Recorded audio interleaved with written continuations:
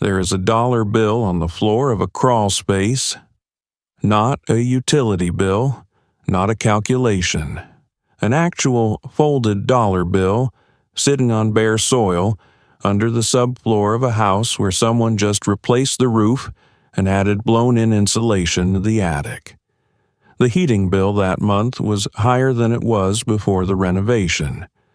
The most common question about cold floors and high heating costs is, did I insulate enough?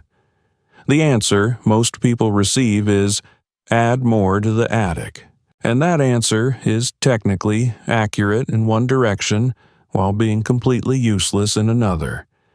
Because the attic is not where this house is losing 40% of its heat.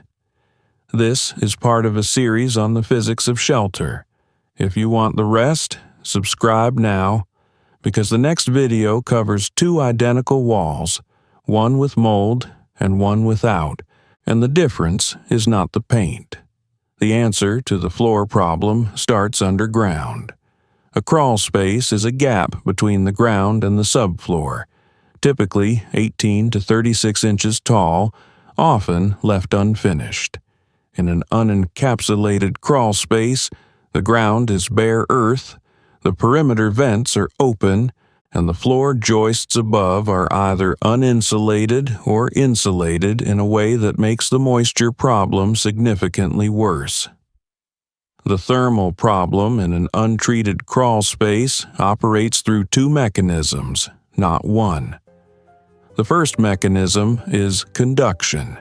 The ground temperature in most of the continental United States stays between 50 and 60 degrees Fahrenheit, 10 to 15 Celsius, year-round, regardless of what happens above. That cold ground radiates upward into the crawl space air. The crawl space air contacts the subfloor above. The subfloor cools.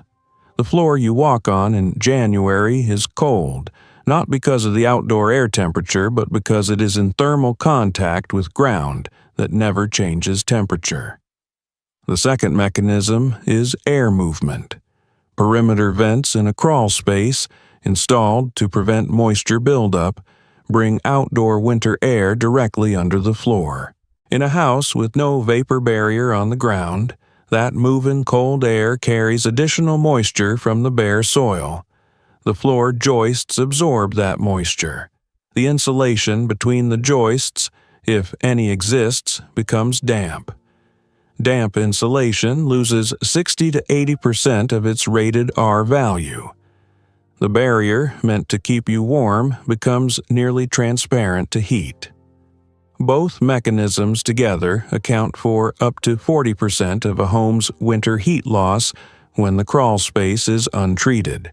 The U.S. Department of Energy cited this figure in their Building America research program studying light-frame residential buildings in cold and mixed climates.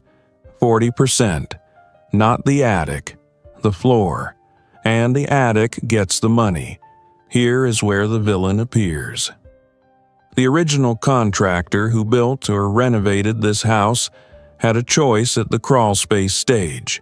Installing a continuous polyethylene vapor barrier on the ground, sealed at the seams and at the perimeter walls, adds time and material cost to a phase of construction that the homeowner will never see.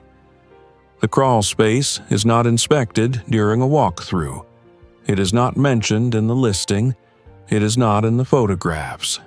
So it was skipped, or partially done, or done incorrectly with the barrier stapled to the joists instead of laid on the ground, which moves the problem from moisture to thermal and solves neither fully.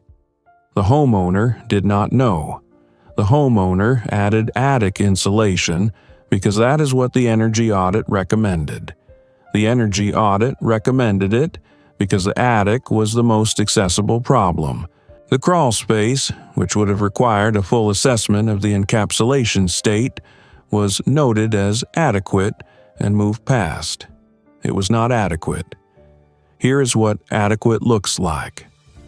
A properly encapsulated crawl space has 3 components installed in a specific order. First, a 20 mil polyethylene vapor barrier on the ground, overlapping at seams by 12 inches, sealed with tape, and running up the foundation walls to the sill plate. This stops ground moisture from entering the crawlspace air. Second, the perimeter vents are sealed, not reduced. Sealed. This is counterintuitive because vents were installed to prevent moisture. But research from the Advanced Energy Corporation in North Carolina showed in a 5-year study that sealed crawl spaces with interior moisture control had significantly lower moisture levels than vented crawl spaces with no ground cover. The vent theory assumed that outdoor air would dry the space. In humid climates, the outdoor air in summer is wetter than the crawl space air. Opening the vents makes the moisture problem worse. Third, if the climate warrants it, rigid foam insulation is applied to the foundation walls, not the joists. The floor is now above a conditioned space, not above a cold air pocket. The ground stays at 50 degrees.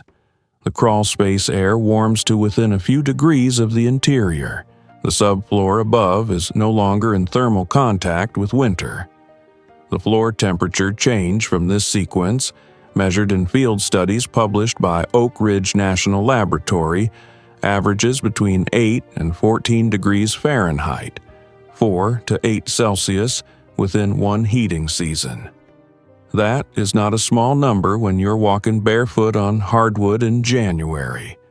Now, the dollar bill. That dollar bill on the bare soil floor of the crawl space is doing something. It is sitting on a surface that is releasing moisture, cold, and occasionally mold spores into the air column above it. Every hour, the vapor barrier is not there. That column of air is moving upward through the subfloor into the room above. You cannot smell it yet. The floor just feels cold. The heating bill is higher than it should be. The attic insulation is perfect, and none of it matters because the problem is not above you. After encapsulation, that dollar bill is under 6 millimeters of polyethylene. The bare soil is sealed. The cold column is gone. The subfloor above is in contact with air that is 10 degrees warmer than it was the winter before. The dollar bill did not move. The physics around it changed. The fix was always there. You just couldn't see it. When did you last look inside your crawl space? Tell me in the comments whether the ground is bare or covered, and whether your floors are cold in winter. That one detail tells me more about your thermal envelope than any energy audit.